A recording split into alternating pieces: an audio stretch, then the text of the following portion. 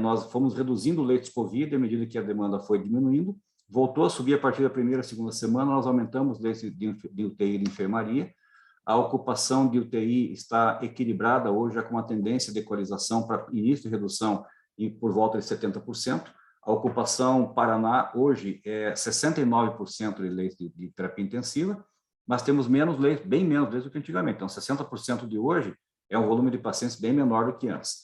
A ocupação de enfermaria clínica é essa aqui de baixo, todas elas estão com uma tendência de redução e hoje, no Paraná, ocupação 45%. Total de pacientes, em número absoluto de pacientes internados em UTI é a linha de cima e enfermaria clínica é a linha de baixo, né? Aqui é o total, estamos hoje, fechamos o sábado com 1.558 pacientes internados, hoje, na data de hoje, sexta-feira, 1.372, ou seja, essa linha começou a reduzir, estamos cada vez com menos pacientes internados, felizmente, ainda, claro, muito acima dos 400, que foi o nosso recorde mais baixo, né, da penúltima semana do ano, 434, mas de toda forma com uma tendência de redução. A evolução de ocupação de enfermaria clínica, que é essa daqui, desculpe, de UTI, essa subida rápida de ocupação, ela não deve impressionar a todos, porque a gente tem um grau de segurança por volta de 70% de ocupação de leito de UTI, portanto, há capacidade suficiente para acolher os pacientes, de modo que a gente, como nós aumentamos os leitos de UTI, é claro que a ocupação, foi por causa da ocupação, ela tem uma tendência agora de equalização nas 4 macro-regiões. A enfermaria clínica já está bem estável já há várias semanas, a ampliação do leito de enfermaria clínica ela é mais simples do que da terapia intensiva, de toda forma, ela também demanda uma organização do hospital, mas já começa a haver um declínio de ocupação em algumas regiões do estado. O número de casos novos semanal, pode observar que até 2021, né, que era um ano ímpar, a Covid estava bem sossegadinha, não nos incomodava. Entramos no ano par 2022, ela veio aqui, ó, como um turbilhão. Primeira semana, segunda, terceira, quarta, ou seja, um absurdo de número de casos novos, mas já com 2 semanas com uma tendência de redução de casos novos na semana. Ou seja, é a característica da Ômicron, uma grande capacidade de contágio, sintomas, a maior parte dos pacientes muito leves, sem necessidade de internação, a imensa maioria deles, mas ainda assim um grande volume de casos. Isso aqui tem o percentual, o número de casos novos e a variação em relação à taxa de ocupação de cada macro-região. Bem, não há nenhum risco iminente com relação a isso, né? A ocupação está bem controlada. Os confirmados internados é sempre parcial em relação ao total, não tem muita diferença dos gráficos anteriores. Aqui a mortalidade, ela variou sempre entre 25% e 30% em todo o período da pandemia. Temos menos pacientes internados hoje do que tínhamos em julho do ano passado, mas a mortalidade continua igual. A mortalidade hospitalar, ela é elevada. O paciente internou, o que leva à mortalidade são as condições crônicas desse doente, e a COVID é uma intercorrência que deflagra um desequilíbrio fisiológico desse paciente. E quem que morre? É o paciente idoso, né? Então, e quem está morrendo hoje são pacientes sem cobertura vacinal ou pacientes cuja dose de reforço já não tem eficácia, né?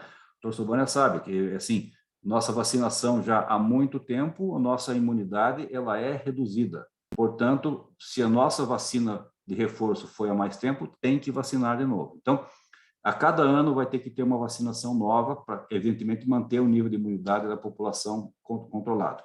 A mortalidade nas 4 macro-regiões não tem variações significativas. Essa variação, veja, são muito menos pacientes internados do que antes, então é claro que essa mortalidade ela é importante, mas ela não é tão crítica assim. Nós temos aqui o número de óbitos do período, que é aqui a coluna preta. Veja que o total de casos em janeiro foram 427 mil casos no Paraná. Em fevereiro, até a semana passada, 166 mil casos. Fevereiro devemos ter um pouco menos de casos do que janeiro, mas a mortalidade em janeiro chegou a 508 pacientes internados e 410 em fevereiro, né? Ou seja, internou, o risco é igual, o risco é por volta de 25% a 30%. Infelizmente, isso não muda, tá? O que a variante Ômicron tem de diferente das outras é que essa linha amarela é a variação do percentual de casos novos de pacientes que internaram nos leitos do estado do Paraná. Então, a gente teve um percentual de internação que variou de 4% até 9%.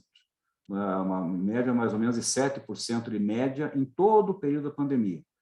A Ômicron, em janeiro, 0,3% de taxa de internação e 0,4% em fevereiro. Ou seja, não é que é desprezível, é que nós temos uma imensidão de casos confirmados, mas é muito baixa a quantidade de pacientes que demandam internação.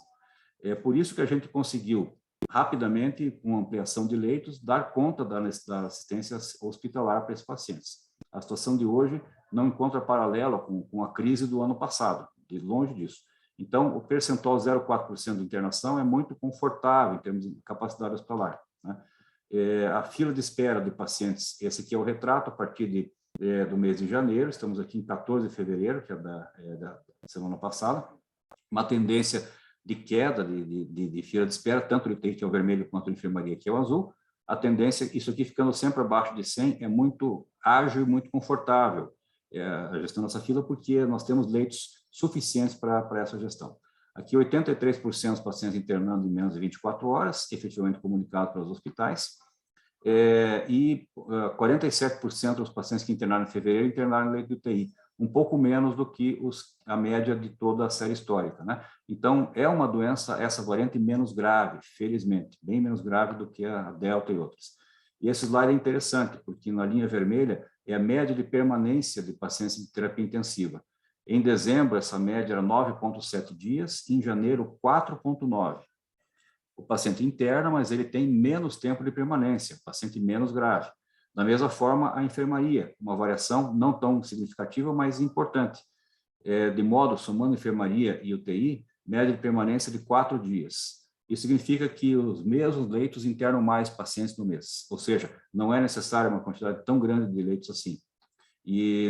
Mas a mortalidade a gente observa que, infelizmente, claro que na faixa etária de 60 anos, aqui os pacientes que internam, a maior parte deles será sempre o paciente idoso. Então, nós tivemos apenas essa inversão, essa inflexão de curva aqui, quando os idosos estavam todos vacinados e as outras faixas etárias não.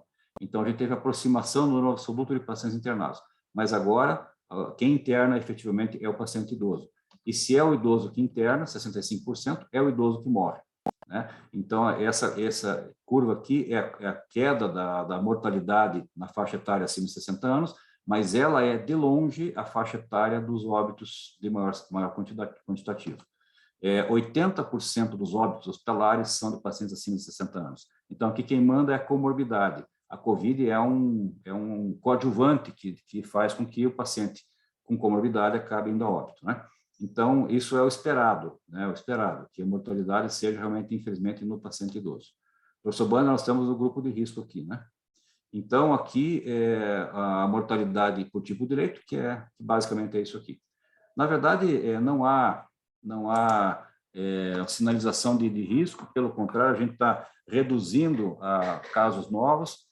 A expectativa é que a pressão por internação ainda fique até o carnaval, até a primeira semana de março, mas logo depois disso, uma redução importante de demanda de internação COVID. A gente pode retomar o processo que a gente começou de organização por eletivo para dar vazão, tá? Mas a sinalização é boa. O que está faltando? Vacinar as crianças e fazer as doses de reforço. Eu tive COVID 3 semanas atrás, novamente, mas assim, dor de garganta simples, bem suave. A minha esposa não pegou, habitamos na mesma casa. Ela tinha tomado a dose de reforço exatamente 1 mês antes. Dose de reforço precoce, proteção maior. A minha dose de reforço era mais antiga. Então, assim, a gente vai ter que ter, pelo que o olhar de cirurgião, né, não epidemiologista, mas assim, a cada 8, 9 meses, teoricamente, a gente tem que ter um reforço, tá? Porque daí a gente vai ficar com uma imunidade, se todo mundo vacinado, 8, 9 meses, então seria 1, 2 doses por ano, que seria o ideal. Mas a Omicron, nessa variante, está passando, felizmente, tá? Ainda vai pressão até metade de março. Que bom que as notícias são boas, né? Uhum. Gente, então, olha, acho que ficamos assim, então. A próxima reunião para dia 18 de março, tá? Que vai dar 1 mês. Daisy, Fer, o Darlan também, se quiser participar, acho que seria, de repente, importante